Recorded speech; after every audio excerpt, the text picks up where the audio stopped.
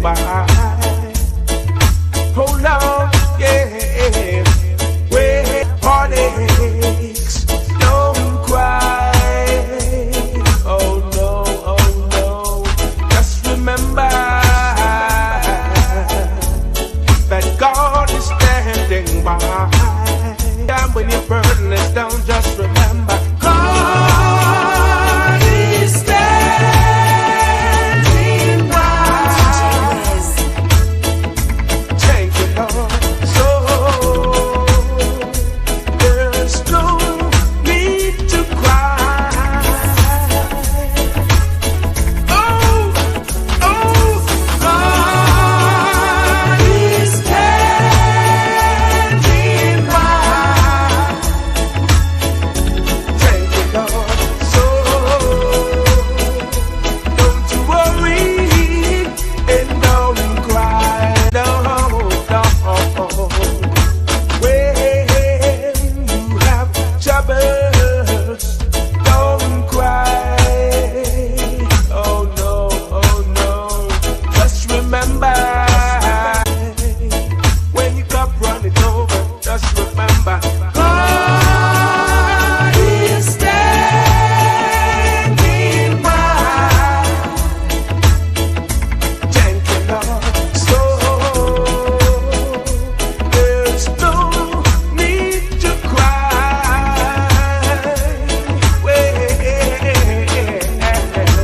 God is standing by.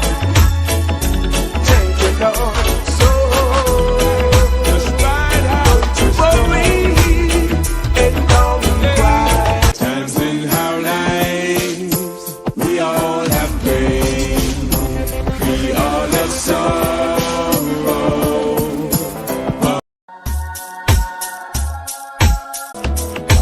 When you have troubles, don't cry. Oh no. Just remember that God is standing by. Hold on, yeah. When you have heartaches, don't cry. Oh no. Just remember that God is standing by. Sometime when your burden is down, just remember God is standing by. Thank you, Lord. So there's no need to cry. Oh, God is standing by. Thank you, Lord. So don't you worry. When you have troubles, don't cry. Oh no. Just remember that God is standing by. When you cup running over, just remember God is standing by. Thank you, Lord. So there's no need to cry.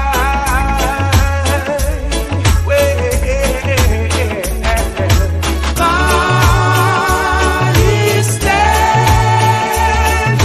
by. Thank you, Lord. So just ride out, don't worry and don't cry. Times in our lives, we all have pain, we all have sorrow.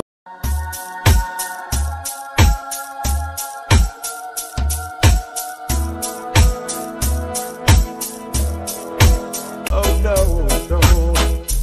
Just remember that God is standing by. Hold on.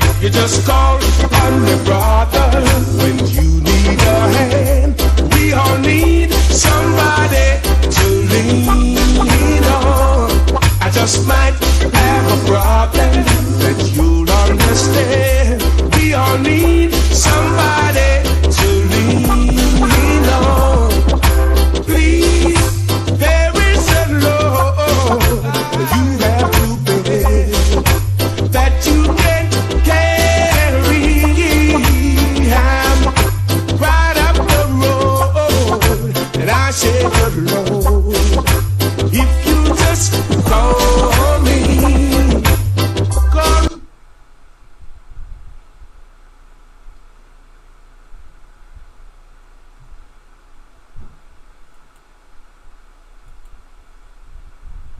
Trouble, don't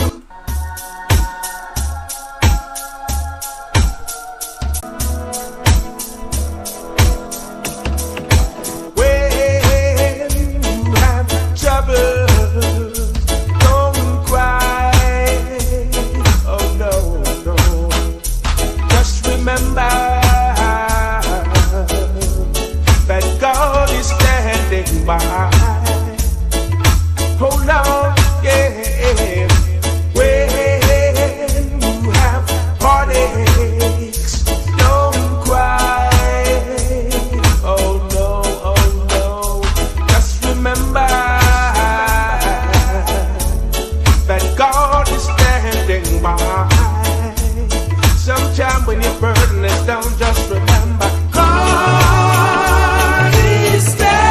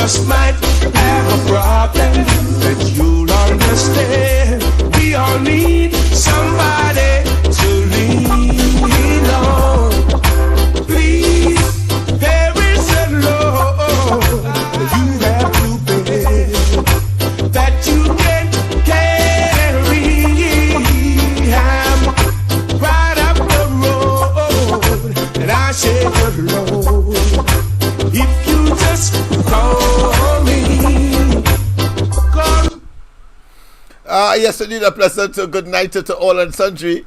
I could play that whole night and, of course, dance to it as well. But, of course, we have the task before us. We have our job to do. And therefore, of course, while soothing the mind and at the same time arresting the vagaries and the challenges and learning to cope with the many, of course, difficulties that have artificially been placed upon us as a country, as a nation, as a people. There is, of course, in such circumstance, and as it has been said, he doesn't give you more than you can carry. So the burden, at any rate, is ephemeral. It is temporary. And therefore, in such circumstance, we can anticipate rejoicing when the final component or element of this burden would have been released and lifted, because we know where the source is, we know where the genesis is, we know where the beginning, the alpha of this tragedy that Trinidad and Tobago has found itself in, and therefore the population, not to our doing or of our doing, but because we have been deceived, and we have been, of course, treacherously bites not only of our resources, not only of our hope and aspirations, not only of our optimism for a better future, but also attempt deliberately to emasculate and to make us believe somehow that we are unworthy of better circumstance than what has been meted out to us by the Rowley PNM criminal public disgrace administration. And because we are spiritual beings, and because we are sanctified by that Holy One, whether you believe in the Quran, or that is your holy book, or the Bible, or the Gita, it doesn't matter. The fact of the matter is, a common,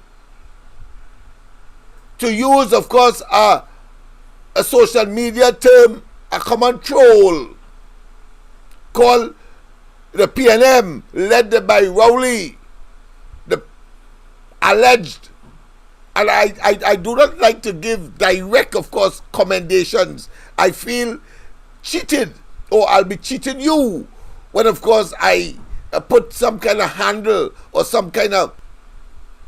So these days I'm saying Rowley, because the level of disgrace and the level of unworthiness and the level of plain and unadulterated dishonesty and dishonorableness, it will be very difficult for any honest, conscientious citizen to refer to Rowley in any other way. You see, dishonorable people seek and obtain honorable office, and honorable here means that the people would have been satisfied at that point in time in making their decisions, and because they are not in anybody's brain, they don't know what they are thinking, but because of what the evidence, physical and otherwise, in other words, personality and attitudes and character. But what we know for a fact is that human beings have the ability to camouflage, to deceive, to put on a show, and therefore, in such circumstance, as one of the, I believe, the editorial in The Guardian says, it is about theatrics, a term I regularly use. Theatrics. It is about, of course, attempting to deceive, and it is about, of course, tantrum. I think those are fundamental and profound words for our editorial in one of the dailies to come to the realization, even though over the last 8 years or less in that of this administration and its leadership and its leader. But better late than never, according to the old people saying. Better late than never. So they are now writing the realities of Trinidad and Tobago today. Late, but better late than never. So we got that in today's, I believe it's one of the opinion column. I know that will be, of course, frankly and dismissively rejected by Rowley, and I know that he will come out and, of course, express his venom and his bile and his disapproval of that editorial in The Guardian, but that is par for the course. That is idiosyncratic of Dr. Rowley, that he will watch the reality, government circumstance, the country circumstance, and tell us and paint an illusion that everything is honky-dory, everything is blissful, and that we have nothing to worry. And even when he's administering his poisonous and toxic and bitter policies and programs, he then tells you that it is for the better, but could never tell us when that better will reach. Notice that he always say it is for the better, and that we have to now acknowledging that we have to take bitter pills, but never telling us when he expects to shuttle down and to, of course, take his knees off the necks of the people that are being asphyxiated, that are being deprived of oxygen, asphyxia. And so it is in those circumstances tonight we ask the question further: has the Rowley administration exhausted not only the people's tolerance, but whether or not there is any trust to be salvaged from this administration, having regard to, of course, what we have experienced over the last 8 years? I want to say up front, of course, it is almost a rhetorical question, save for, of course, the sycophants and the apologists, and those, of course, who, like Judas, are getting, of course, 30 pieces of silver and therefore are blinded or deliberately in an elusive optimism would believe that somehow things are going to improve because Rowley and they say so. Because they say so. That is a pipe dream. That is, of course, an illusion. That is a sick people who are suffering from manic, depressive psychosis. Let me repeat. Manic depressive psychosis. Because what you have is a serial sociopath at the helm of our affairs who has dominated the entire government from cabinet go right back, and big people who say they went to university and so on, and they have a rational brain in their head. Of course, I took note that Dr. Rowley was saying, well, listen, I want to write the history or take some notes, suggested that he wants to write another book in relation, of course, to some of the goings on in Trinidad and Tobago. That is how he said it. He said it, of course, at the cutting of the ribbon of Point 14 to San Fernando. But the choice of words attracted my attention. He said that I have something in something to do with his cranium. And I had to say, well, the cranium is supposed to be, of course, that bony sack the hard part of your head that has, of course, the occipital region, the temporal bones, etc., and the others that come together in order to harden, and then, of course, it will contain the brain. But I was amazed that he didn't. But he said the cranium, and I know the cranium is that bony part. Check it out if you would want to.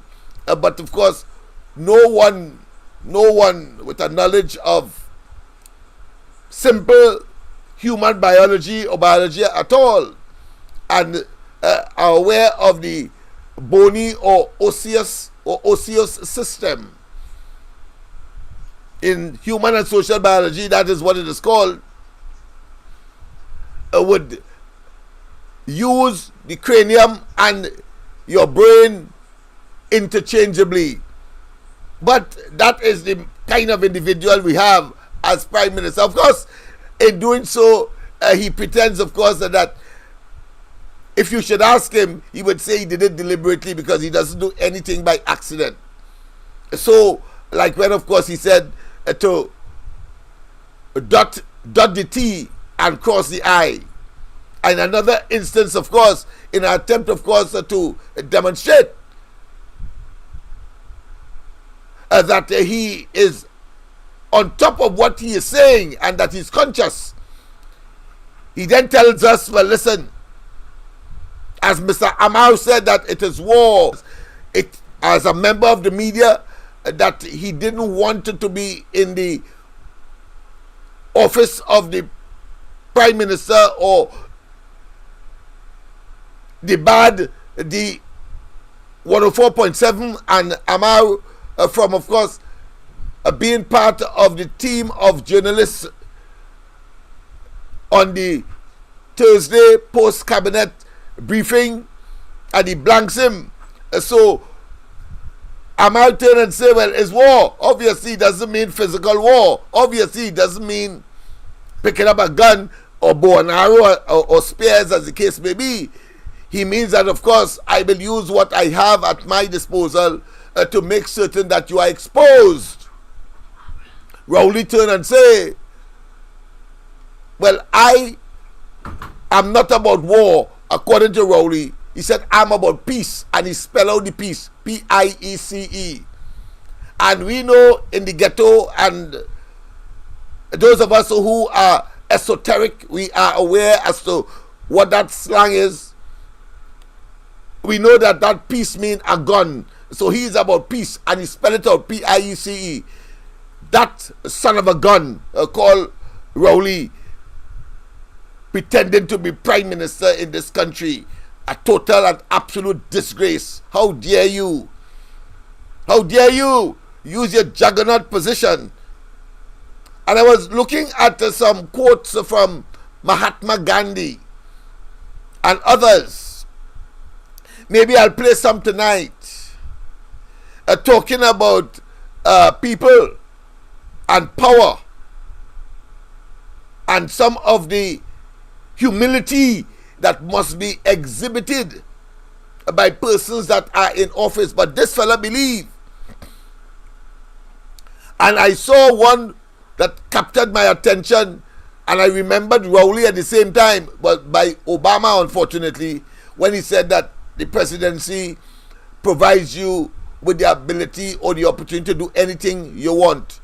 I disagree. I disagree wholly and solely. But coming from Obama, I suppose it will be taken in a specific context if given the opportunity for him to explain. But that being as it may, let us, of course, look at some of those, and to continue with the topic as to whether or not Rowley and they have exhausted their trust, the people's trust, and therefore they must be looking with alacrity, with speed, with expeditiousness, departure from the government and out of our faces. And I want to tell those who believe that somehow we as a people must not be talking about Rowley and his government. Well, I want to tell them, the first day that Rowley takes his pernicious and of course a kleptocratic hands of the treasury of Trinidad and Tobago, then he will be history. And don't tell me I know what I'm talking about. Don't tell me that I would no. He is despicable, and I would love to stop talking about him.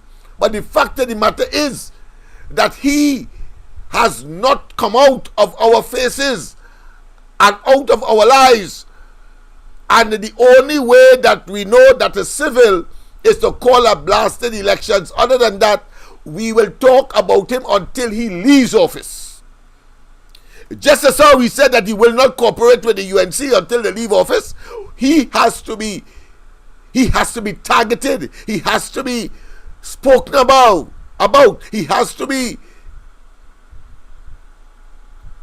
to us, and we must demand accountability, transparency, and to make certain that he does not fleece and continue to fleece and to deceive and to displace and to disregard the fact that this is Trinidad, 1.5 million people besides him, and we have a duty and responsibility. You see,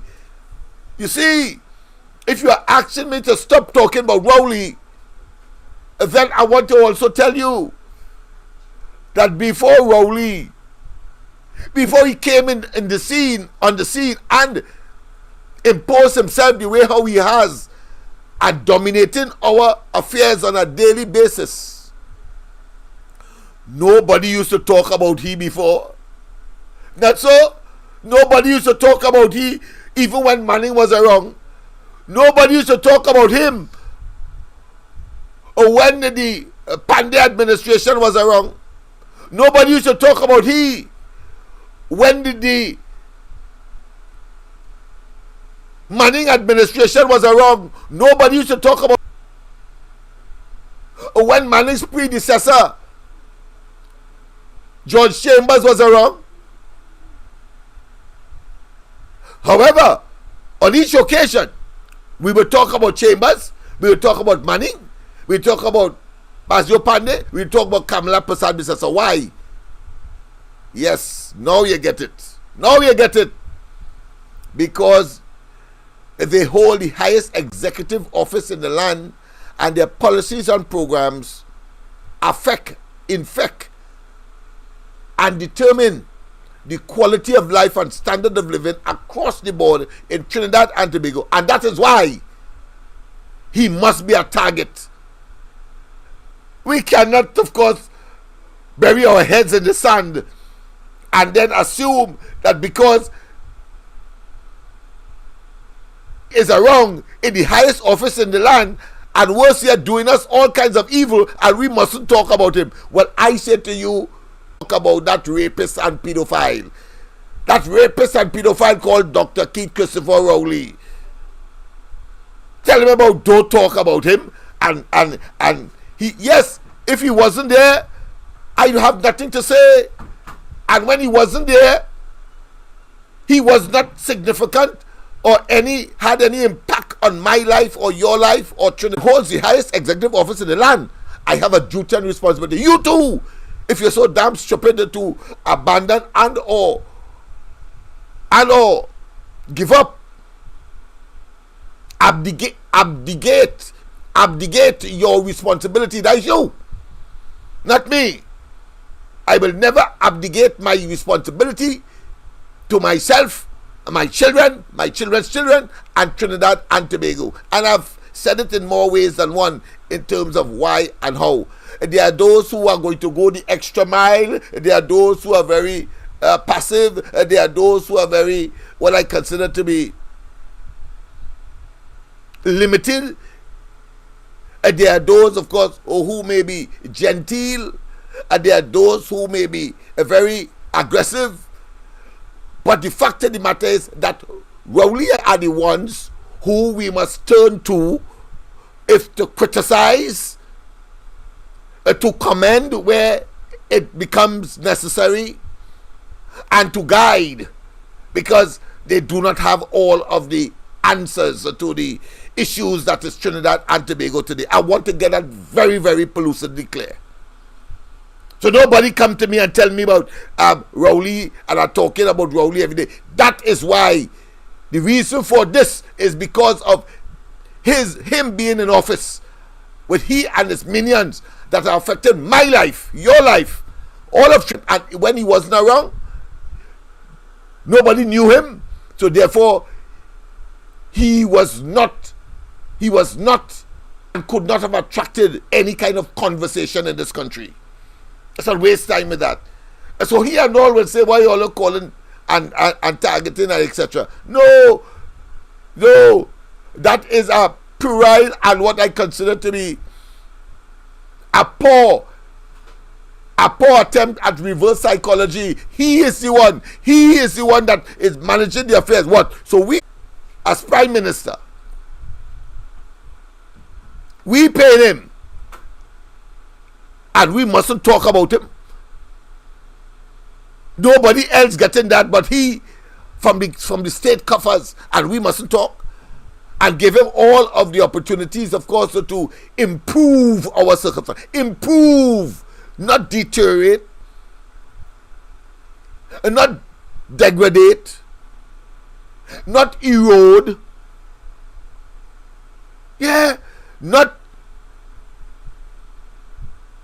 create conditions where we must, of course, live a life of drudgery and poverty, and he was go away beating his chest as if he is not responsible for it. That is a piece of madness on the part of the people. If your position is that I cannot, and you would agree with me, even though of course you may take that position because maybe some 30 pieces of silver, you cannot of course move from your position because your beacon must be in charge, or that you have some kind of a bias that of course is not nestled in the reality of our circumstance. To hell with you. To hell with all of those who of course cannot see the reality of Trinidad and Tobago today and caused by Rowley and his bunch. They cannot absorb, they cannot disconnect themselves, they cannot decouple themselves from the facts that Trinidad and Tobago is rapidly going to hell in a gasoline-soaked paper bag. And therefore we have a duty and responsibility, as we said some time ago, to resurface this sinking ship and to take it safely to port. Safely to port, people. And so yes, when you got troubles, don't cry, but you need to attack the source of the trouble. And the source of the trouble here is, of course, Rowley and his minions. So, appropriately, this should be, of course, a soothing point for reality, and for, of course, a conscientious disposition for further focus on Rowley and his minions. When you have trouble, don't cry. Hold on, yeah. When you have heartaches, don't cry. Oh no. Just remember that God is standing by. Sometime when your burden is down, just remember, oh, there's no need to cry. Oh, God is there. Thank you, Lord. So don't you worry and don't cry. Ah, yes indeed. Don't you worry. There's a greater being. There's a greater one. There's a most powerful, omnipotent, omniscient, all-knowing, and omnipresent, ubiquitous all over, wherever And therefore we call on all to assist us in this struggle, because you have a demigod, a man who believes he's half God and half human, that is totally Luciferian, totally devilish, and the devil personified, and we must get rid of. Let us go straight, of course, to the topic that I said, whether or not Rowley and they have lost their credibility with the people, that they are the anathema of the people, and the most hated. You see, in recent times, Rowley made the most unexpected and uncharacteristic statement.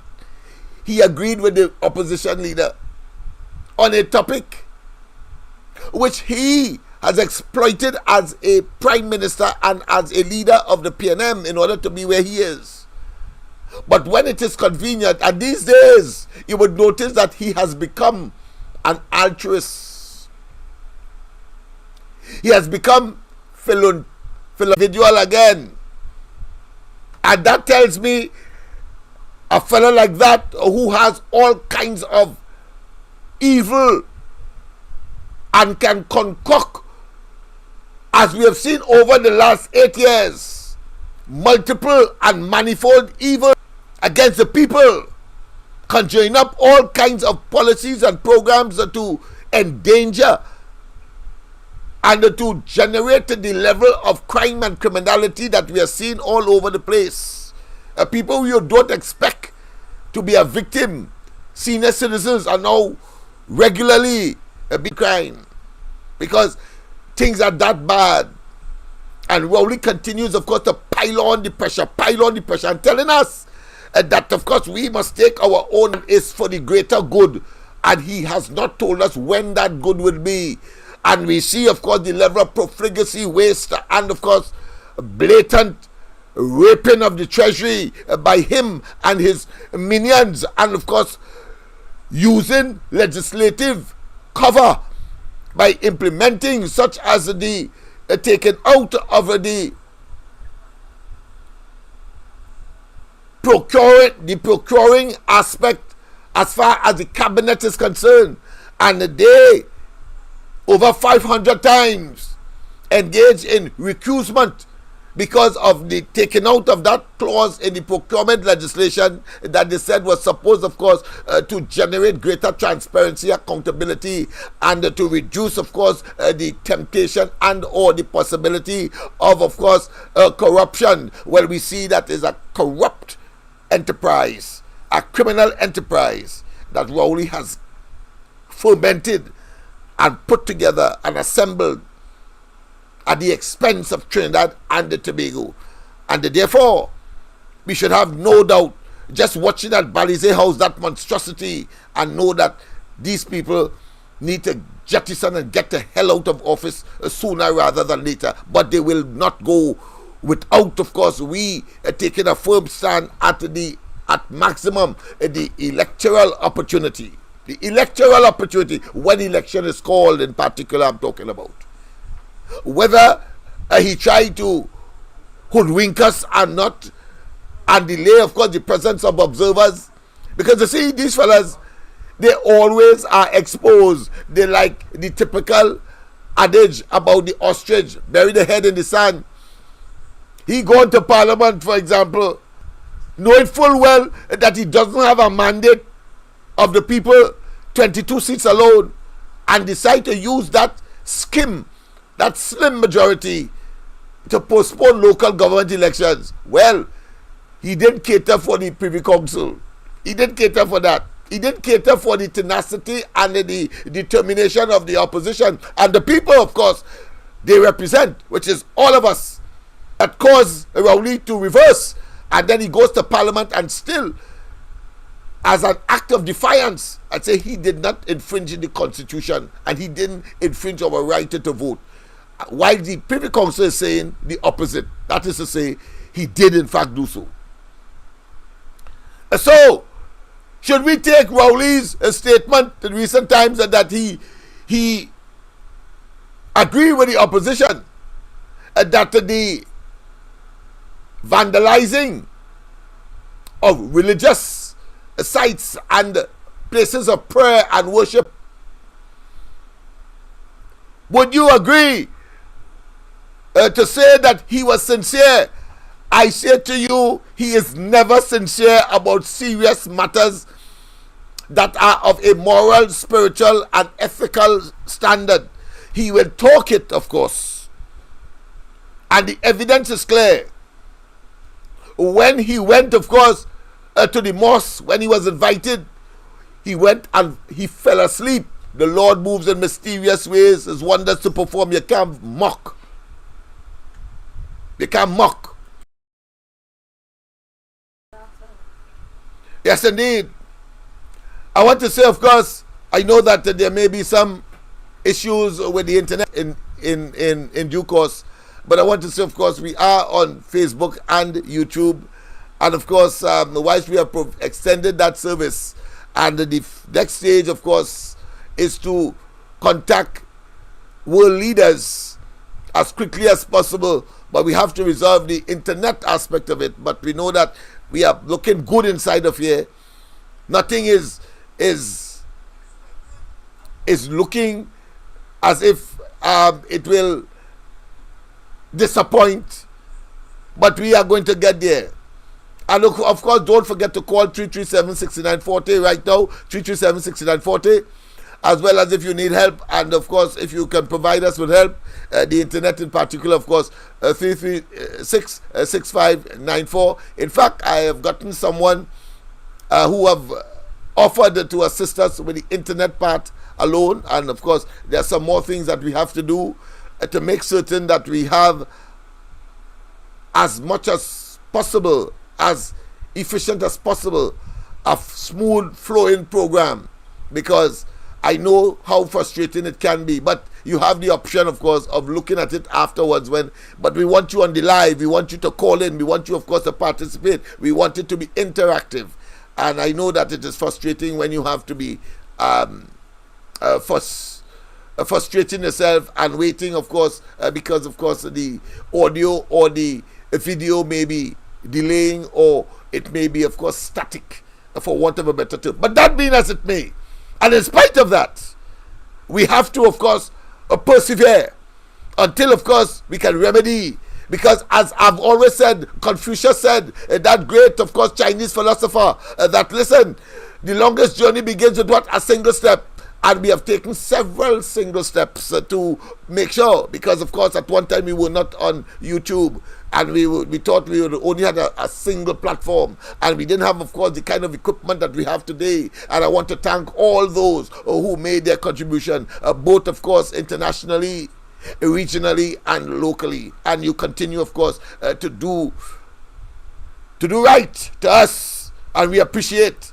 We really, really, really appreciate. We will, of course, put the accounts not only personally to those persons who would have made some contribution, but we will put it online as well. So we are putting the documentation together, and as soon as we tie up the internet part, and we want, of course, to move on to the next stage, we're certainly going to, of course, as a gesture of transparency and accountability, monies and not the sources, because I know people don't want their names called, but certainly we need to transparently account to you and tell you what we have gotten so far, what forward. So expect that maybe during the course of this week, but of course I have one major thing to do that I've not yet done yet, and I'm anxious to do it, one, and two, I'm anxious to share it with you, but of course I cannot do it as yet. Let's get back, of course, to the question of whether Dr. Rowley is sincere about, of course,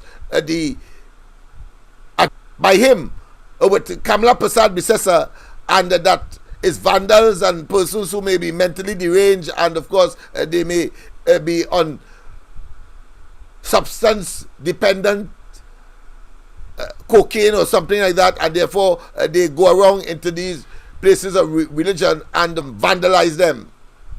But I want to take a slightly different view, saying that I am satisfied that it is a component cannot be left out is bigotry, but that serves Rowley because he wants to be absolved. Because I felt insulted when he went on a Baptist podium a couple Baptist holidays ago as a practicing shouter Baptist and raise a hymn, and then it ended up being a kind of soca mockery, and then he goes to a PNM meeting and then say that meet him in the savannah next year because somebody ingratiated him by saying people looking for you could well sing, and I think the term they use, the Minister of Information, he said you seem to have a talent for impersonation. But I think that was significant. I think the Lord make him use that word because he has no talent, so he impersonates, but at the same time religiously, sacrilegiously exhibited a bigotry, an intolerance for other peoples, and making a mockery of other people's religion. I want to treat with that tonight, and I want to preface that by saying that when he went up to the mosque that he was to, and he fell asleep, it was divine intervention. It was to show that you cannot mock God, and he went there because of his statement earlier that year that Muslims to attack the government by way of terrorists for that carnival. Remember that? And the police went and raided El Socorro and other mosques across the country. And he went up there for self-serving purpose. The Lord don't like nastiness, don't like to be mocked. And so he fell asleep there. Yeah. And then later down the road again, in his multiple purpose for, and of course attempt to address crime, a public health crisis, crime and criminality. I don't know if he means that you need to go and take a tablet, and when you take of course a Panadol, a man coming to attack you with a gun or you invade your house, you just go and take a Panadol or give him a Panadol and that will be solved. I don't know if it's that immense, because I mean it is totally asinine. I don't care whether the rest of the Caribbean, and if I was them and Rowley invite me to Trinidad for a holiday at Trinidad and Tobago's expense, certainly I will say anything, because as a small island country in CARICOM, whether Grenada, St. Vincent, Dominica, St. Lucia, and Trinidad and Tobago invites the leader there with just about 100,000, 150,000 people, Barbados, etc. And then, of course, I didn't mind coming at Trinidad and Tobago's expense and say what they want me to say. Crime is a public health crisis.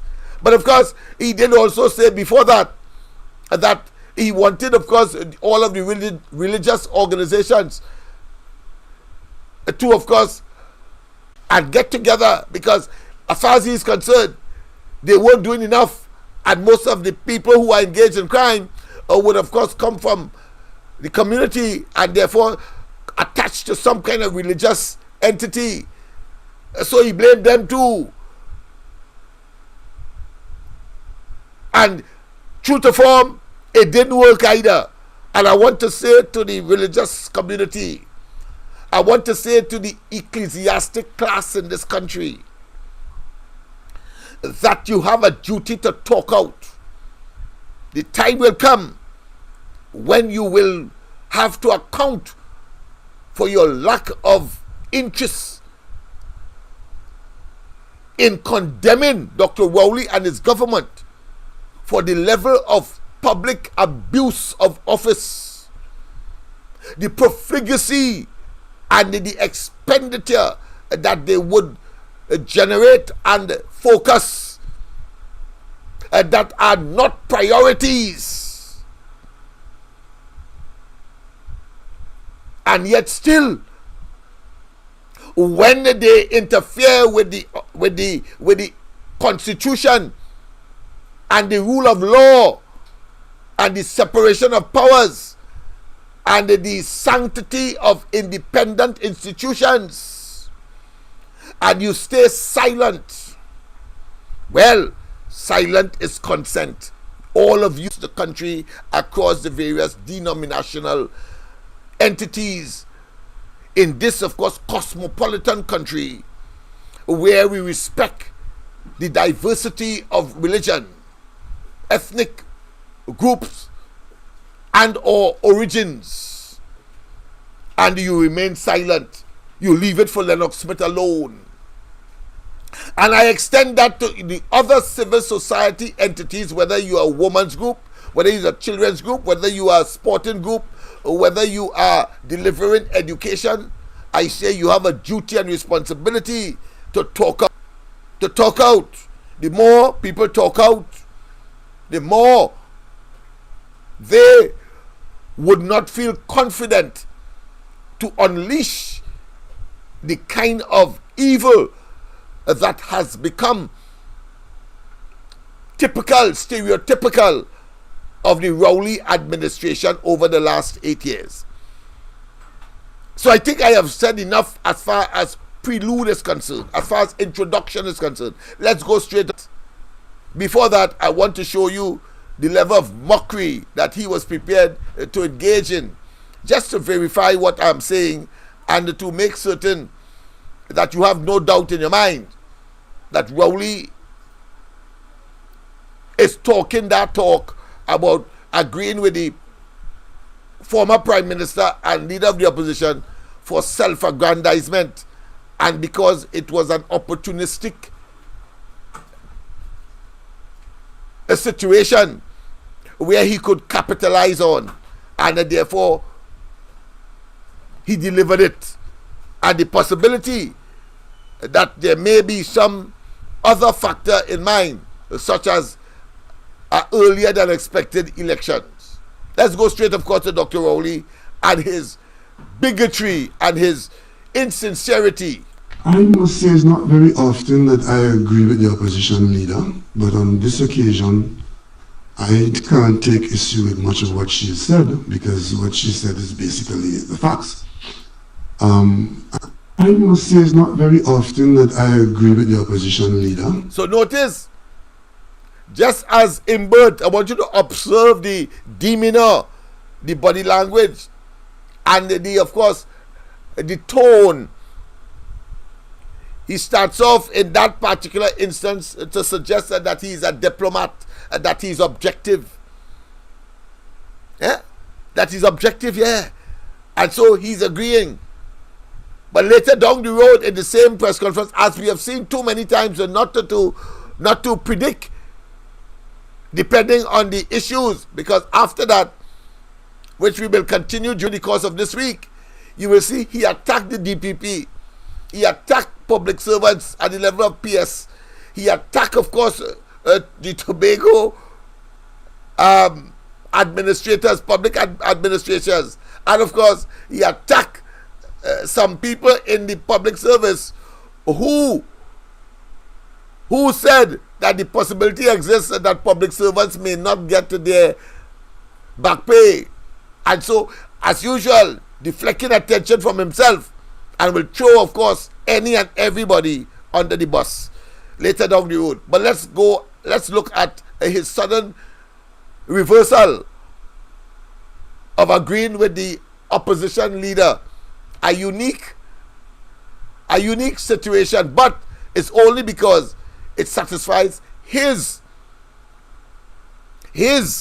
agenda to suggest that he is not a bigamist, that he is not a one that will defile religion, that he will be engaged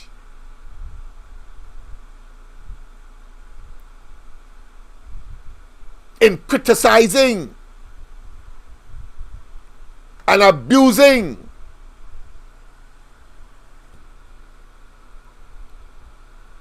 null and void and of no effect, and mocking people's religion. Let's go. Let's hear him. But on this occasion, what she said, because what she said is basically the facts. And I would want to discourage people who would want to use the instances of criminal activity against places of worship, to portray that as the state of play in Trinidad and Tobago. One can overplay one's hands or can have agendas which are not. But on this occasion, I think the opposition leader is quite correct in saying that we ought not to take that instance and say it is something against Hindus. And the proof is that other religions have had criminals who have gone to places of worship. You all may recall Father Harvey in St. Joseph. Well, of course, that was not in St. Joseph. That was in, of course, Gonzales at the presbytery where he was hogtied. And, of course, it catapulted him maybe to some introspection. And, of course, ended up in Grenada as the bishop there. But, of course, before that, he was stridently in defense of the PNM and Kamla Prasad Bisesa, and even performed an exorcism around the Parliament when it was on the Rising Road. So we cannot forget. But whether you call it karma or you call it in Grenada, have told his parishioners, don't get involved in politics. Of course, the statement must be concluded as I did in Trinidad as a member of the cloth, a priest. He was boarded by two criminals and he was almost physically harmed. We've had people interfering with mosques. We've had very many Christian places affected. So to say that what has happened, I think there were 5 or 6 instances of people interfering with places of worship. And the opposition leader was right when she said that they are either criminals looking for opportunity, and those people who are mentally disturbed or drug addicts. And I think that is what it is. So on this occasion, I don't have a problem with what the opposition leader has said. Now watch me. They book 500 when they sacrilegiously disrobe a deity of the Hindus. And he, in his initial statement, he, Rowley, say he see nothing wrong with it. And when the Hindu leadership did him, he then, of course, reversed his position and say that he didn't know, and that, of course, he apologized. Only when his political stocks are down, then, of course, he takes that conciliatory position. Other than that, he's venomous. So I'm making the point, don't take him seriously. He is insincere. He's insincere. My telephone. Yes, good night, Lennox. Good night. Calling from Tobago East here, man. Yes, good night to you. Good night to you. It's right there. Yeah. He up here, but you know, nobody don't pay he no mind and things. Right, okay. People are paying more mind in Trinidad and Tobago and Tobago and really don't care about Rowley. Yeah, because he's a no-mind man, so nobody should pay any mind to him. Much a bad mind, but he has a bad mind. Yeah. Like when the modern was making it, there was only bad man and he too wicked man, too vindictive.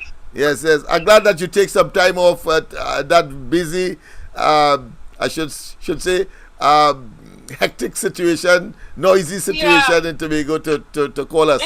Yes. This man here about people in Trinidad. Right now, we're trying the best to see if we could get them to hold on to the seat in Tobago, but no way that will happen. Right. Because here we go on with that fella. That fella don't understand something here. From the time he lose them, he go on a rampage with Tobago, and here we do now, man. All the Unicode projects that they started in Tobago, for example, they had this place in Shaville, playing field and all like that, and then you have one in Goodwill that Unicode was doing. All these projects and them, Rowley abandoned all them projects soon after the THA election. Yeah. Right? People passed it and they've seen the nonsense what Rowley do. And you know, Vanilla, the Tobago is on Monday. Yeah. And this next one we was always talk with a tight tongue. Yeah, Webster Roy in East. And wasteful women. They're the two most wasteful representatives that Tobago ever having. You put the two of them together, they can't even make quarter, much as half. The two of them. They can't even make quarter much as half. They're the most wasteful human being that Tobago ever set up for an election. They're totally out of context. You know? Them girls can't even talk to save themselves. You hear the nonsense that everybody be talking? They don't ever think about to waste their time, you know. When election time comes, it's the one time you see them here, you know. Or when you have something here and they want to show up their backside here, you know. They represent nobody but themselves, you know. Because they can't even talk. We only have a muzzle over their blasted mouth. They can't talk to represent nobody. So let them not come for no election time to come and say they come in and mama guy, they say, yeah. Because people waiting for their ass, you know. Get on and carry on. She asked when she's supposed to do what she's supposed to do in Tobago. She ain't doing it. She ain't doing it. You understand? Let her, the time will come. Let him trying to see if he could cement that position here because you know after this wrongs here, he ain't going to be able to hold on to them 2 seats in Tobago because we will make sure he hold on to them. So like he has to lick up in Trinidad too. That's right, for sure. Trinidad people still Laventille people. I live Laventille for years. And Laventille people is their own downfall. Yeah, boy. I live my plan for years, and let me tell you something. Sometimes a whole month they ain't get water for a whole month, you know. Yeah. Up there, you know. And they're taking that. Like know lamb what to wrong the with these slaughter. people. Lamb to the slaughter. It's They're only taking about that. race. Yeah. It's only about race. Them voting on race right through because they get nothing. And we're only going and rough them up and tell them all kind of nonsense. Don't ask the government for nothing. Don't ask the government. Why don't go down Westmoreland and do that? Anytime you go down Westmoreland and do that, it's the same thing what happened to you. Like they're going to make sure and tell you, hey, call an election because you ain't getting me money to campaign again. So you know that. So you not make a mistake there. Because you know you could always go down until a mama guide people and treat you with stop down there. And they run down for the hill for with the Coca-Cola and roti. Well, let them continue that way down the line. They will always see people get no good work and fail until to live, you know. You ask dark up there. I'm telling you that because I move on from there because of that reason. Right? So let us listen up there, man. I only chat to. Thank you very much. Thank you very much. Have a good night. Thank you very much. Right. Of course. Yeah. Yes, indeed. Of course. Tomorrow night we'll hope to get an update. What is happening in Tobago? What has happened in Tobago? I have some information as well, but I'll wait until after the all of the what I consider to be the pomp and the splendor and the enjoyment and the frolic that is, of course, Carnival. And the some of the what I consider to be subterranean social issues from a sexual perspective, from a drunkenness perspective, from an inebriated perspective, and from, of course, wajang behavior, if you want to call it that. All of that is encompassed in people when they, of course, they are engaged in too much alcoholic beverages that will, of course, loosen their hold on what I consider to be good, acceptable behavior. Their etiquette seem to, of course, just break loose, and so they act in a different way, uncharacteristic. But that is another story. Let's get back to the existential situation, a Muslim gathering, and he fell asleep. And of course, that tells me that he was never sincere and that he's making a mockery. And as I said, ultimately, tonight you will see where I have been incensed when, of course, he at a so-called Baptist exercise to commemorate Shouter Baptist Liberation Day, he then, of course, created what I consider to be the cardinal sin by, of course, mocking the Baptist community, and then, of course, talking about, after that, talking about meet me in the savannah. I mean, that is total disrespect. And of course, African-based religion, African-based, that's our heritage. And any African, on that basis alone, must recognize that no way he office in this country again can wait for 2025. If he, under the pressure that he obviously would be under and is under, could last that long. That's what it is as far as I'm concerned. And to say that in our country, people are targeting other people because of their religion, I can't say that. because I don't live that. I mean, I grew up in this country. I mean, I'm a Methodist by baptism. I was raised by Seventh-day Adventists. I went to an Anglican school. I'm a Catholic, and I manage Hindus and Muslims at work. And a lot of my friends, I run a political party, and I have friends across the board. So I cannot subscribe to this thing about one group attacking another group because of their religion. What we have a chip, and that must stop. The police must make every effort to find out who is doing that and stop it. And it must not be used to label and steal our country. And of course, I want to say it was Kamla Prasad Bisasa who caused him to say that because he see an opportunity for himself inside of that. But the reality, been accused, I have accused him of bigotry and a mockery of the Shouter Baptist religion, and you'll see it in a moment. Look at there.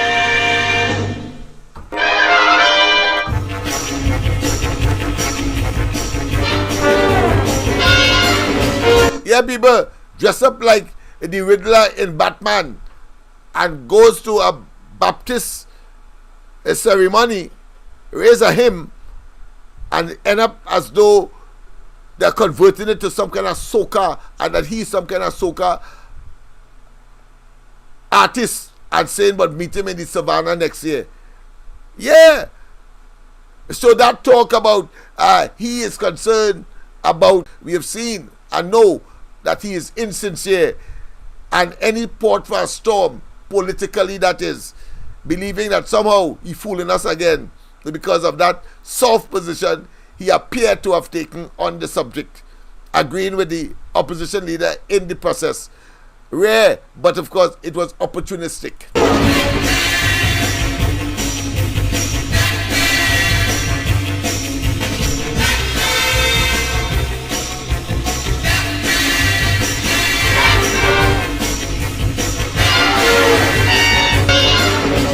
Look there.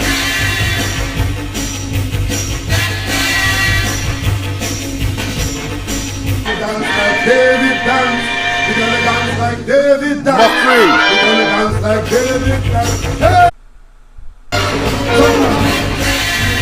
Somebody touch me, somebody touch my soul. Somebody praise the machine, somebody touch my soul. Somebody touch me, somebody touch me,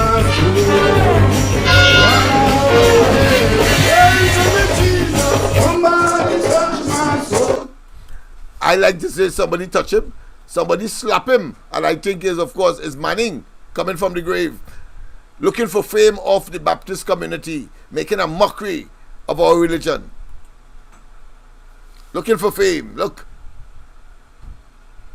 He has revealed that he's also a master of impressions. Yeah, impressions. Prime Minister here, the producers lining up to support you for Carnival 2020. Meet me in this around the next year. Let's imagine that. But both party making a mockery of the Baptist community. And at Tobago.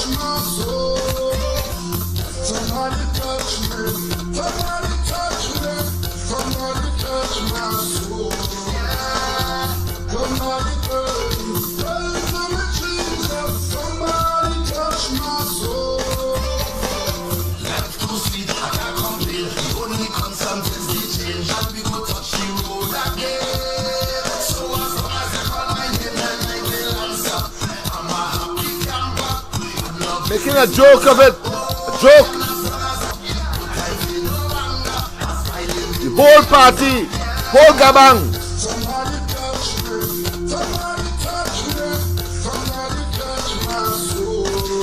I'll tell you what, right?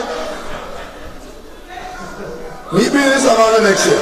Meet me in this Savannah next year. Meet me in this Savannah next year.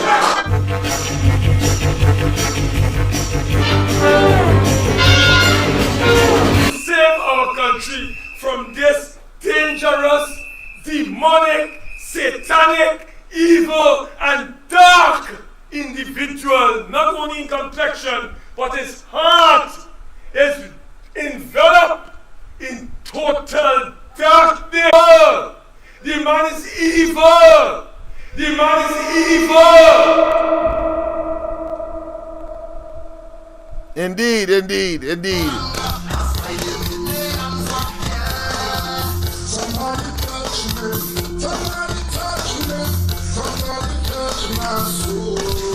I'll tell you what, right? Meet me in this another next year. Meet me in this another next year. And this man saying that what moral authority he has to suggest. And while it is easy to say, I agree, the reality is that he has exhibited a level of bigotry, intolerance, mockery, not just for the Baptists, but also for the Muslims when he went and sleep in the mosque, and of course disrobed a Hindu goddess in Edinburgh 500 at a PNM function. And he has the audacity to say what he says. I must say it's not very often that I agree with the opposition leader, but on this occasion, I can't take issue with much of what she said, because what she said is basically the facts. And I would want to discourage people who would want to use the instances of criminal activity against places of worship to portray that as the state of play in Trinidad and Tobago. You have created, you have contributed, you have done that, and you're oblivious to what the reality is. This is what you have done. He has revealed that he's also a master of impressions. Prime Minister here that producers lining up to support. Let's imagine that. I'll tell you what, right? Meet me in this another next year. Somebody touch me. Somebody touch me. Somebody touch my soul. Somebody touch me. For a while, it was our opening song of the PNM. And what was worse is that the song itself that you are hearing there was created by some young fellas not knowing better. Rowley, first of all, ought not to have engaged in that level of bigotry, that level of contempt for an established religion in this country, particularly coming out from the heritage of the Africans, and then of course make a statement like that at a PNM function. All of them are there. You understand why I have no doubt in my mind that all of them should be relegated to the dust. Criminal action be taken against them and resulting from investigations, and blue lights and silver bracelets must now be their portion ultimately. Somebody touch my soul. Somebody touch me.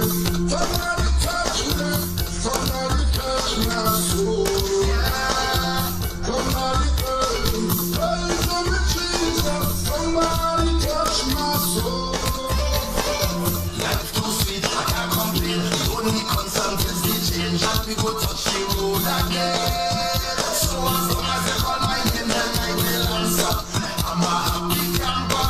I'm not business monster. Oh, I'm not son of Simon of life, then I will answer. But I feel no anger. I'm smiling with the answer. Yeah. Somebody touch me. Somebody touch me. Somebody touch my soul. I'll tell you what. Meet me in this another next year. Meet me in this another next year. Meet me in this another next year.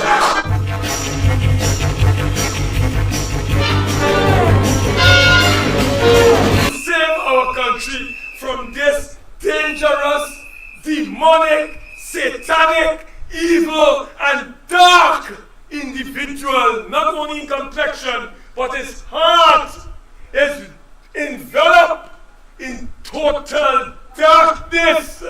The man is evil. The man is evil.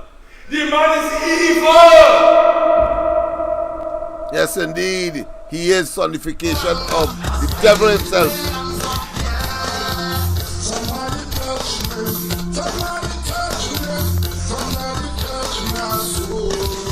I'll tell you what, right? Meet me this another next year. Meet me this another next year. Yes, it is horrendous and unacceptable for a prime minister to be engaged in that kind of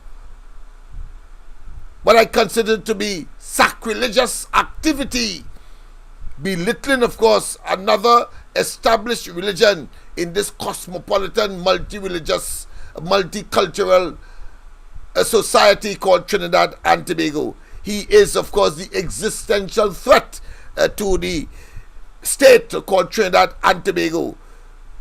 And no amount of platitudes, no amount of circumlocution, no amount of idle talk will, of course, absolve him from that accolade, that clearly and unadulterated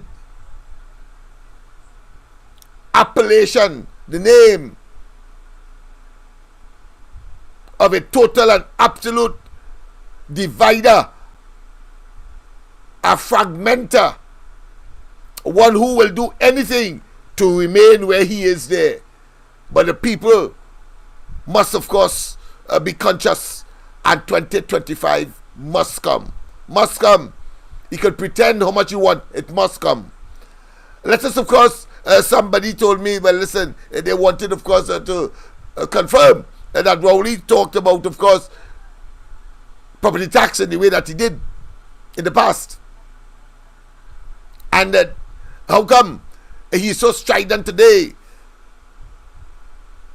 And of course, the only term that one can use for that is that he's bipolar, or is he, or he's a conscientious con man, a criminal, an abuser of public office. And let's hear him when he was, of course, deceiving the people by saying he don't want, of course, a property tax, and that the PNM will never engage in property tax. Today, the calculating and the sharpening the chops and the drooling could come. And we heard, of course, Imsbert talking about what they expect to get and how it is calculated. Let's go again tonight, and to make sure that we rub it in so you'll understand the level of deception, so that when you go to the polls, you act in your own best interests. Act in your own best interests. That's all is being asked of you. The movement 15 investors to launch. The dreaded property tax. The dreaded property tax. The dreaded property tax.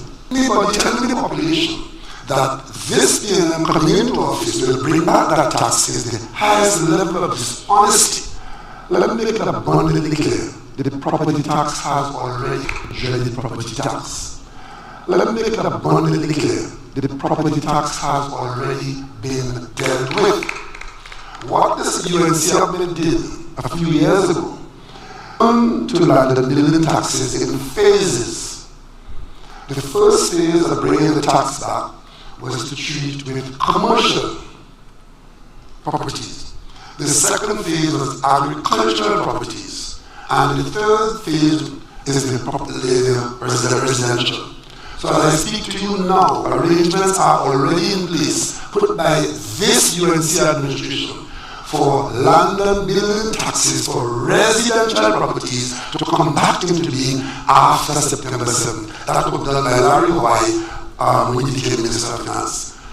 So for anybody in the government now to be telling the population that this PNM coming into office will bring back that tax is the highest level of dishonesty. So for anybody in the government now to be telling the population that this PNM coming into office will bring back that tax is the honesty. Just wanted to touch on property tax. Some people have been concerned about maybe rent prices going up. I was wondering if you had any thoughts on that, and also with regard to the rental assessment board, if there were any. Today, promoting property tax and electoral fortunes would have been diminished if he had only spoken the truth. He could have done it, but today he's ignoring without an apology, and we must hold him for that. Because about trust, if we cannot trust him to do that, what can we trust him with? The billions of dollars a year that the country expense pays out, and income, and its income of billions as well, apart from borrowing. We cannot trust it. Not from here to there. They hands right up the cookie jar, and we must amputate it or pull it with a jilt right out. First and foremost, if you don't have property, then you have no tax to pay. If you are a tenant, I think landlords would still prize their tenants. Tenants are hard to get at, and I think the average landlord would not want to drive his tenant out by increasing. And we need to pause there, because here it is. Rowley now pretending that he don't know Trinbagonians and businessmen. A landlord is a businessman. And the man pretending that he doesn't know. I mean, you must learn from your mistakes. He raised gas by removing the subsidies, and taxi fares went up. Rowley is telling us that give him an opportunity. Don't, like a lamb to the slaughter, don't quarrel, don't say anything, and the landlord wouldn't raise the rent on the tenants and them. You understand the kind of evil thoughts and man that we are dealing with here, and the fact that the man will do anything, say anything to have his way. That is evil. So when you now make any noise, as we are doing now, and the landlord raised the rent, he will have gotten his way, and it would now become par for the course, and that you are entrapped now, and you're like a individual without is that for you to believe what he is saying, that landlords would not, that is ad hominem. You are the government. Why don't you put something in place so that landlords will not when the property tax is triggered? Why not? No, he do that, and he will not do it because he is about the 1%ers, his 1% friends. Notice he start with residential, not commercial. So Alrari and them buildings are commercial buildings, so they have no tax to pay. No tax to pay. Again, people with fixed salary, some of whom didn't get an increase since 2011 and to 14 thereabout. Understand how delighting us that the landlords will not raise the rent.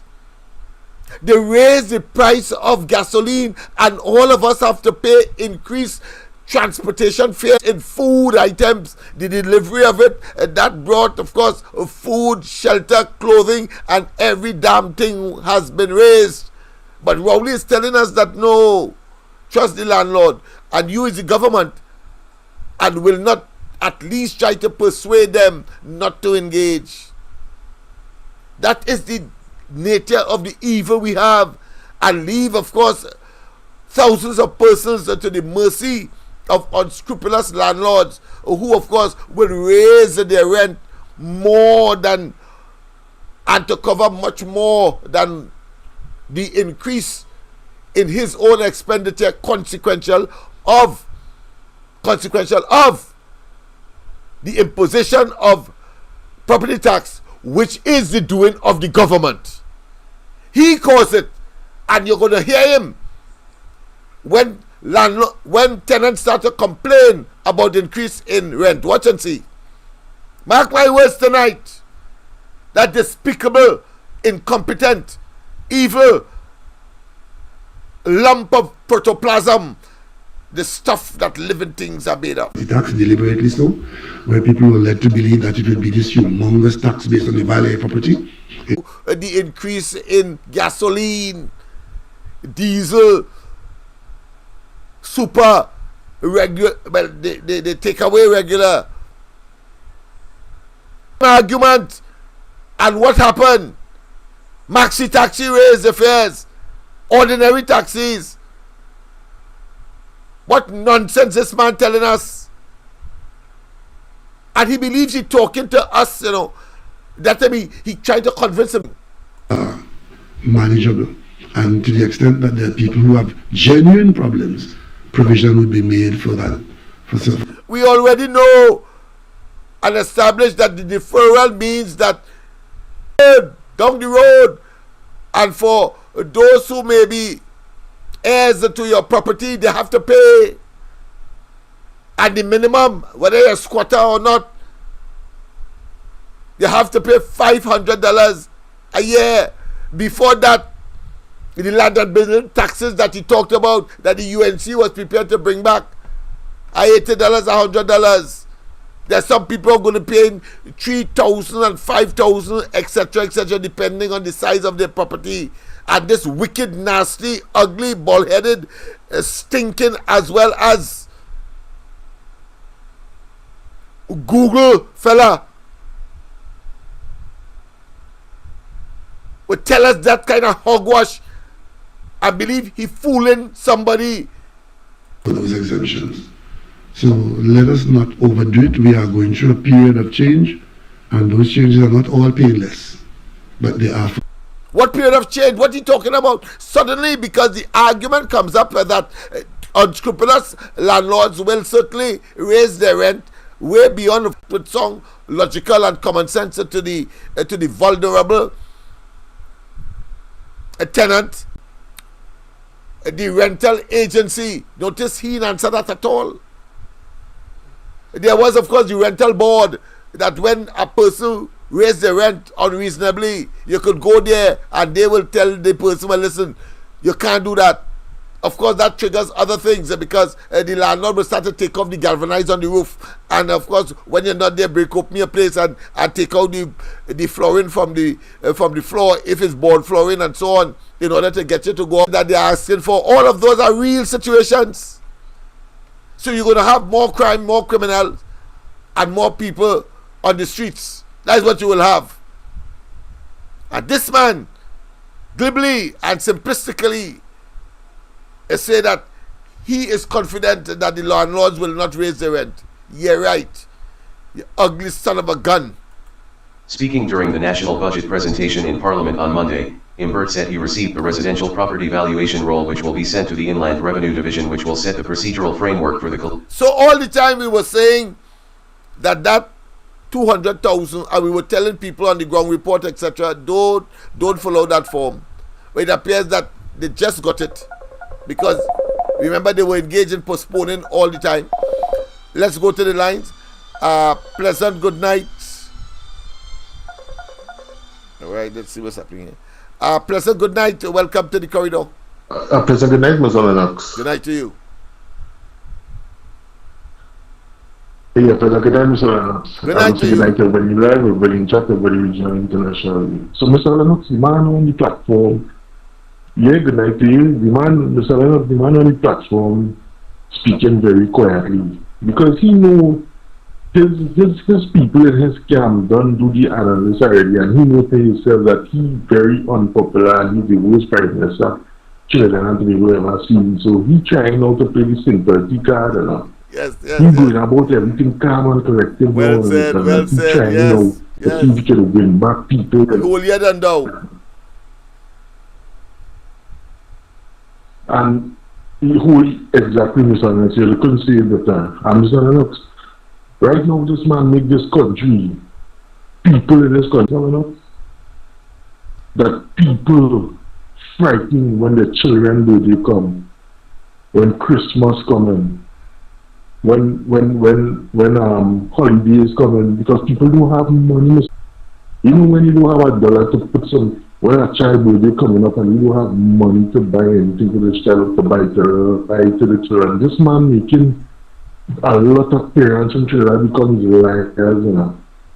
Because they have to lie to the kids because they can't afford to live, Mr. Lennox. They only could afford to put the things they need. They cannot go beyond, they don't have disposable income no more.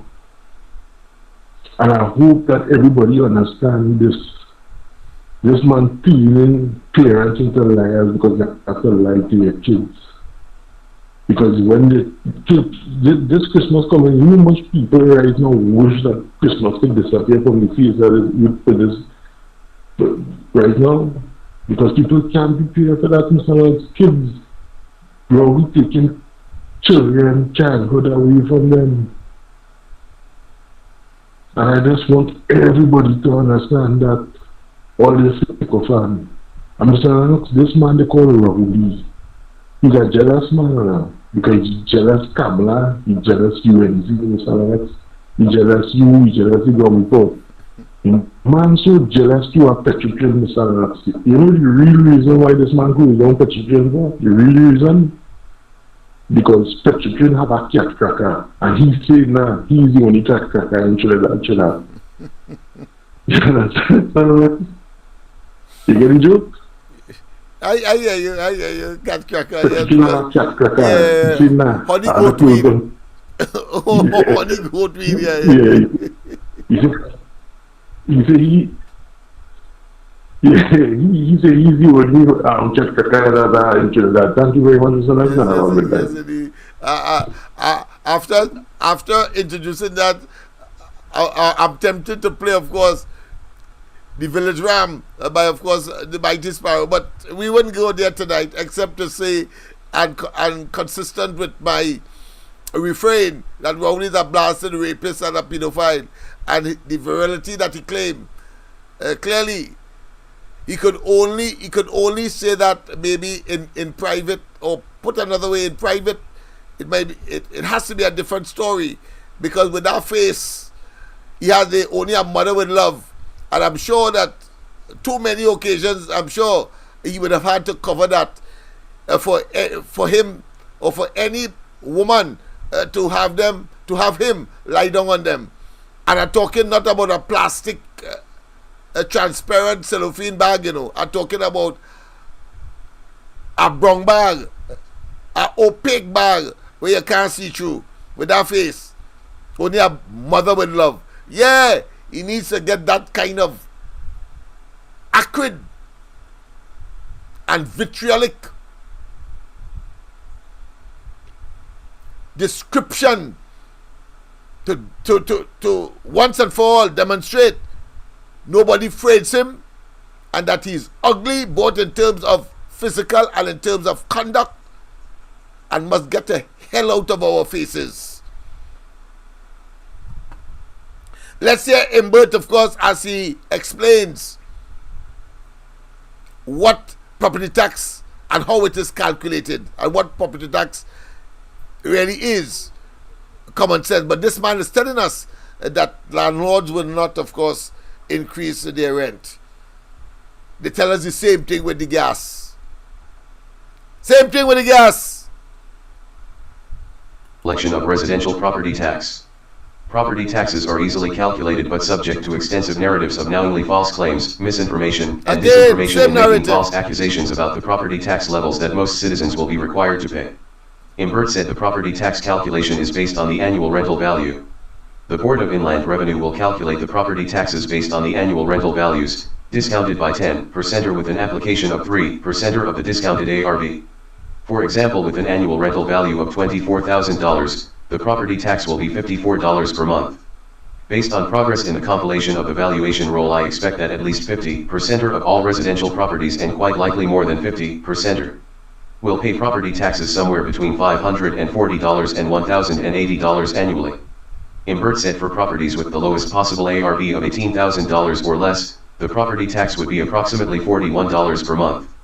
For properties with an ARV of $36,000, the property tax would be $81 per month or $972 per year. For larger properties with an ARV of $120,000, the property tax would be $3,000 per annum or $250 per month. He said there are avenues to apply for a deferral of the tax. If a citizen cannot pay the tax due to hardship, or they are on old age pension, public assistance, or disability grants, or they have minimal income, they can apply to the Board of Inland Revenue for deferral of property tax. So for anybody in the government now to be telling the population that this PNM will bring back that tax is the highest level of dishonesty. So for anybody in the government now to be telling the population that this PNM coming into office will bring back that tax is the highest level of dishonesty. The dreaded property tax. The dreaded property tax. Yeah. The dreaded property tax. I say no more. The information speaks for itself, and only to add, and he said it in the last press conference on Thursday, confirming that in 2008 the country made the most amount of money. I'm going to bring it. Make the most amount of money, confirm that just Thursday gone. Well, at that time when he said against property tax, he said that none of his constituents could afford an additional $100 now after COVID, after lockdown, after people lose their jobs, after, of course, the people have been displaced, after people lost their businesses, after, of course, you have increase in prices because of the subsidy removal and the increase in everything else. And the people have not gotten an increase in their salaries, and when that opportunity came, as far as public servants are concerned, you give them 4% only. Rowley, you're an evil man. Stop provoking the people of Trinidad and Tobago. Stop provoking the people of Trinidad and Tobago. Although get what they're looking for, you know. Stop provoking the people of Trinidad and Tobago. I want to, of course, look at the next 15 minutes that we have, because we started on time, so we'll conclude on time. This morning, of course, I had a cause to be with Dr. Khalid, and of course, we introduced once again the position of OAS, and Dr. Carson Charles was able, of course, to render a greater clarity and at the same time provide us with irrefutable evidence. That so far since he was presented in the parliament, and I want to say well done, Kamala. Well done, Kamala. You have the solution to these fellas. Why? Because you have learned them, you have studied them, and you know their modus operandi, and when they believe that they have it covered, all you do, you come now behind or from behind, and of course not only annihilate but certainly disgrace all of them, so their mouths are shut. And of course, what we know from Carson Charles's presentation was that Imbert was the man who, of course, was the minister of that introduced OAS, and the rest is now history. But we need, of course, to make certain that there is a sufficiency, not only clarity, but to make certain that you put that up on and chalk that up on the various. You continue to squeeze and to make compact so that there could be no air room, no breathing space for Rowley and them when we go to the polls at maximum 2025, minimum anytime now. So let me remember. Yes, beyond the letter. And this clause that was removed from the contract, you know, for one more clause was removed from the contract. And then until you not remove any clause, I said over and over, what happened? To entering into negotiations and to deciding that you are going to continue with the works. The obvious consequences of that. So it doesn't matter, something that's a simple matter of removing a clause. No. There are consequences to deciding that what you think is bankruptcy or judicial reorganization, and you think you wanted to make under that, which is optional. Up to recently, Rowley was saying it was a bankrupt. You know, he changed his lyrics now.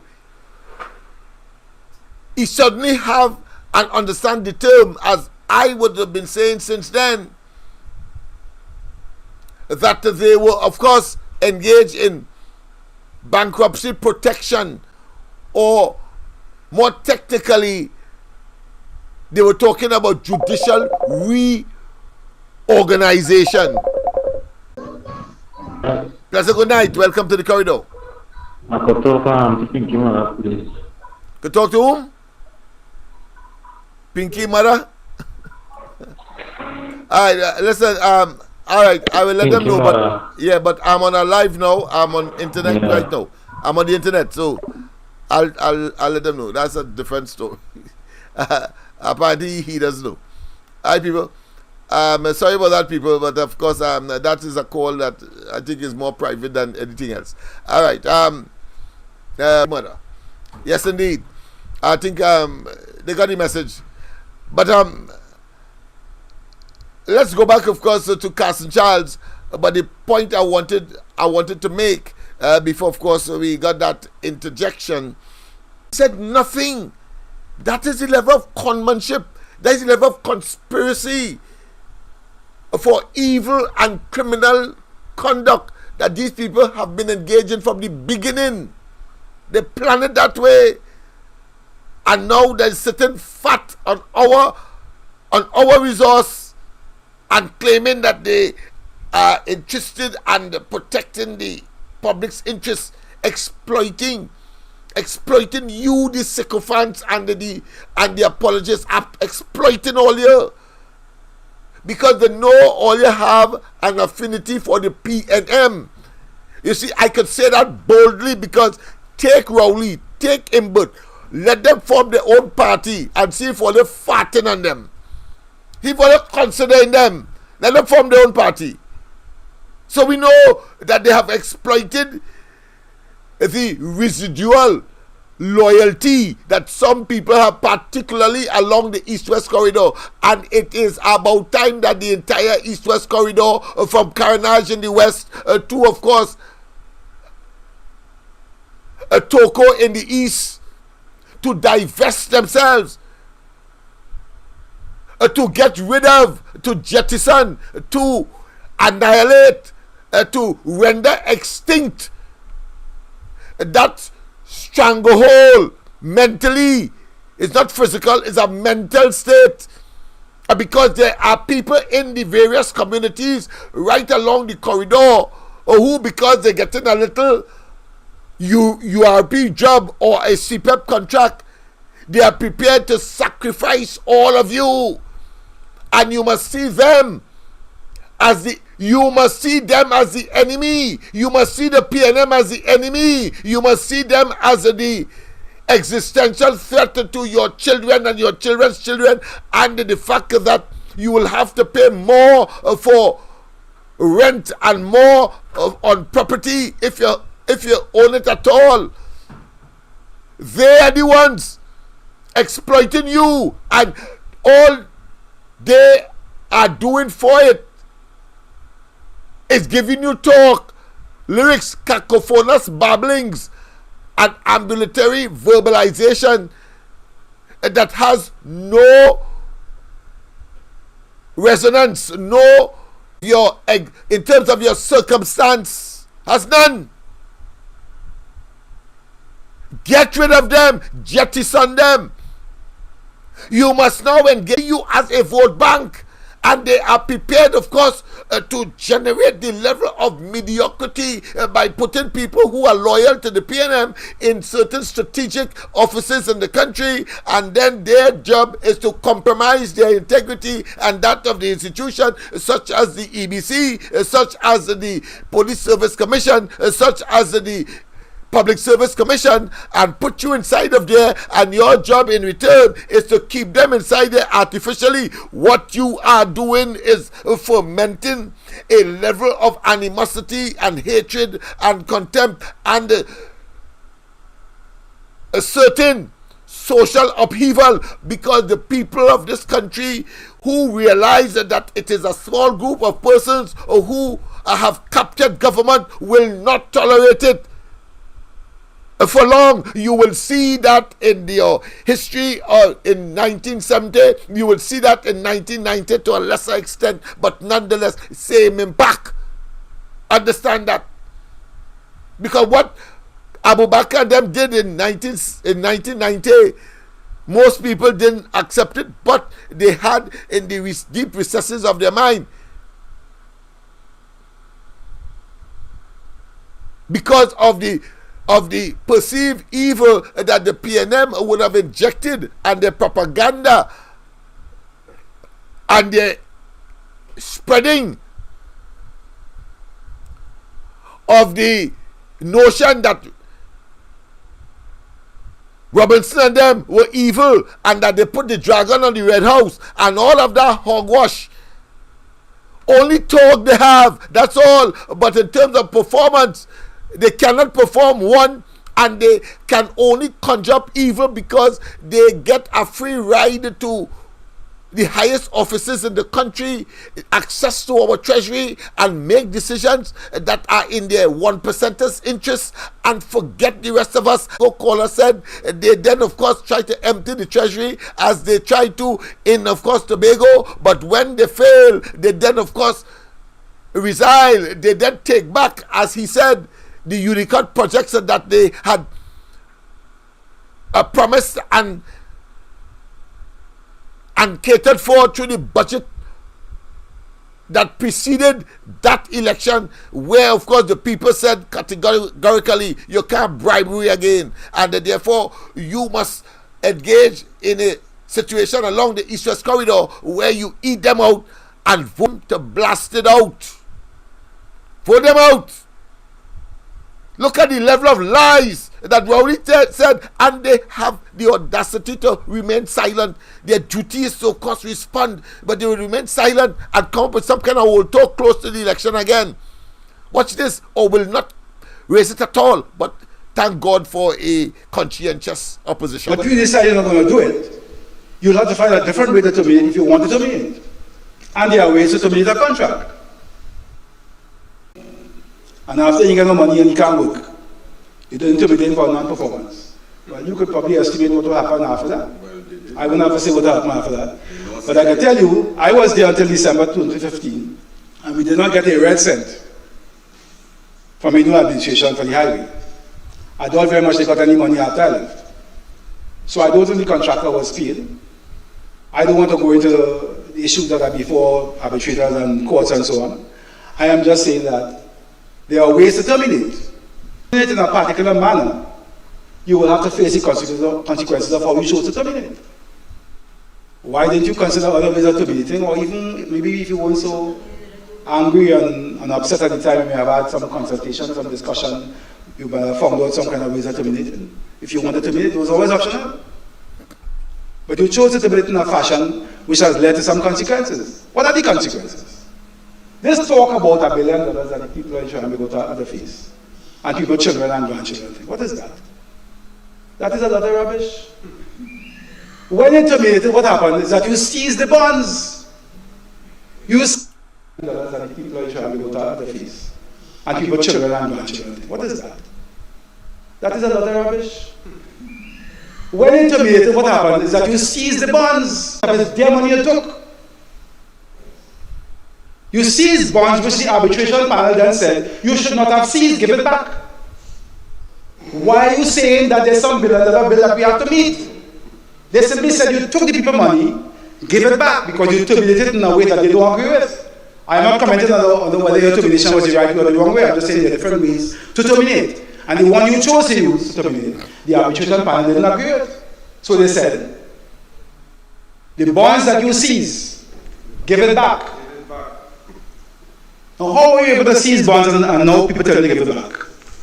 You were able to seize bonds because we put in place irrevocable and unconditional guarantees. We put those things in place.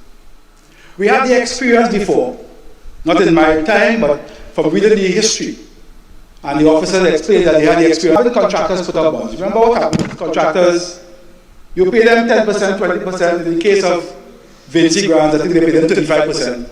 But they make a lot of noise now about 20%. But they pay Vinci Grant 35%. Advancing. I have no argument about the percentage you pay because the percentage you pay is covered by bonds.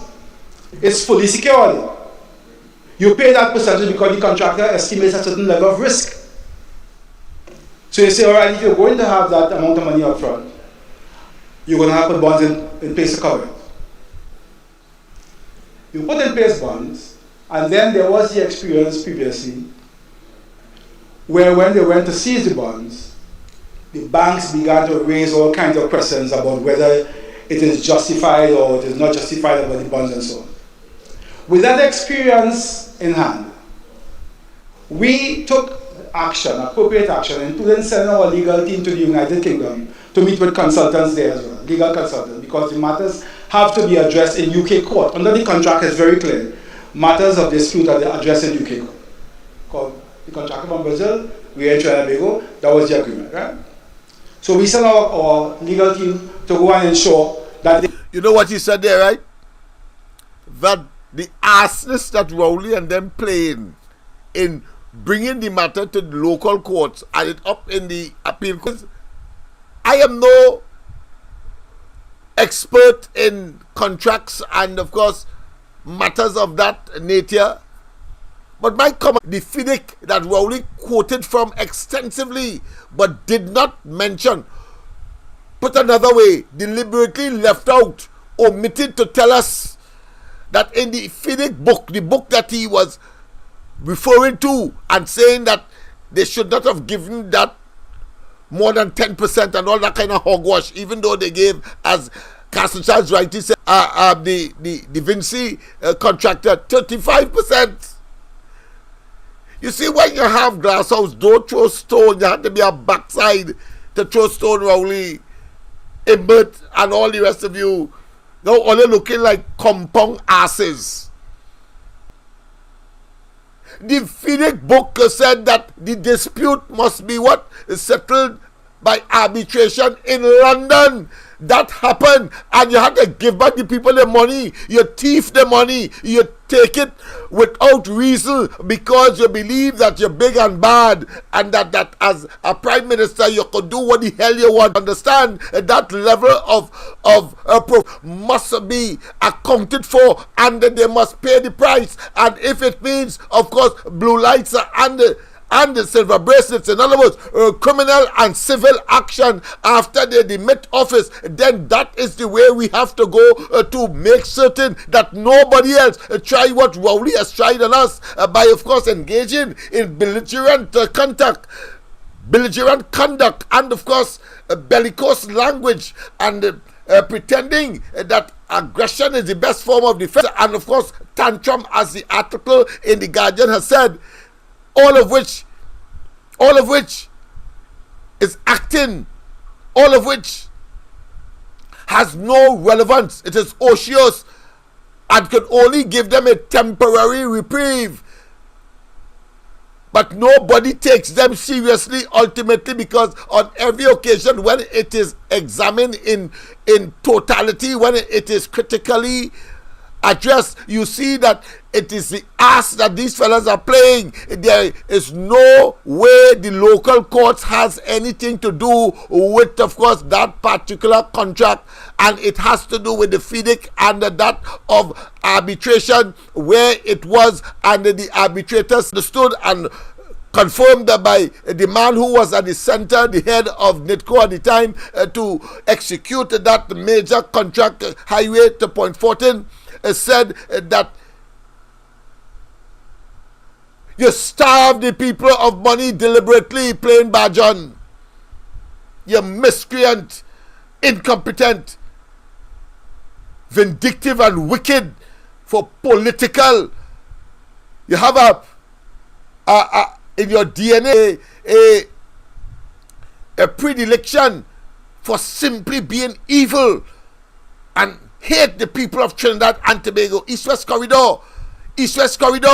You have a decision to make from Carenage in the west Rowley must get the hell out. Imbert must get the hell out. And all of those PNM that, of course, unmeritoriously political positions, calling themselves parliamentarians, Hines, Scotland, Adrian, all of them, birds of feather flock together, and they are the bane and, of course, the existential threat to the state called Trinidad and the Tobago. Let's go to conclusion and then we come to an end. It is already 5 minutes past the hour of 10 o'clock. We have the understanding of the courts, of how it will be viewed in the courts in the UK in case the matter becomes contentious. And we were satisfied that the wording of the securities that were put was such that the unconditional and irrevocable. It meant that when you go to seize the bonds, the contractor has absolutely no say in it. Even if you are seizing them unfairly. Because you wanted the people of Trinidad to have that protection for the 20% advance payment they were putting up. All the bonds, performance bonds, retention bonds, all of them unconditional and irrevocable. It didn't mean that you could just go and grab them. But don't pretend it is Trinidad citizens' money or something that you have to pay. It is OS money that you took. And if you are right, you will get to keep it. And if you are wrong, you will have to return it. It's simple as that. Take possession of the OS that you brought here. I don't know if it's a good idea or not that you brought OS here. Take possession of the award you made if you're going to take possession of the opening of the highway to Pointfield. That's how I see it, Mr. President. A whole world of things in infrastructure, but I only want to end on one note, which is, I really think that we should be more mature now to the point where if we look at the scale of the problems facing us in this country, we learn to put aside all of the mud throwing, all the petty squabbles, stick to the facts, express different of opinions honestly, so we can actually find answers to what we're facing. But what we're facing in every possible sector in this country is a nation in pain, a nation under virtual siege. And if they can't really do anything about it, it won't take too long again. Yes, indeed, it won't take too long again. Well done, of course, Dr. Charles, and that clear, pellucid. And I know that the PNM are licking their wounds, and they are in a state of trepidation as to what next. Ugly, evil, and wicked. People, of course, we have come to the end. As I said, these days we don't have the benefit of identifying person. Nadira, I see that teacher Lennox, of course, he's called a cuff. Yes, I'm seeing, of course, one or two other names. But thank you for your attendance and your commitment and your studious, and of course, don't forget that tomorrow morning the ground report, Andy, Mikey, and myself, and then tomorrow night we continue with these and others. I trust that you would have had an opportunity to sleep with a conscience that is clear, knowing full well that what we are facing is a group of individuals who are prepared because they are simply criminal in their nature. They are incompetent, were not ready, but are prepared to empty the treasury in their own favor and their manner, but naively believing that the people are going to accept that without resistance. Well, they have failed, and they will continue to fail. Have a wonderful rest of the night. God bless.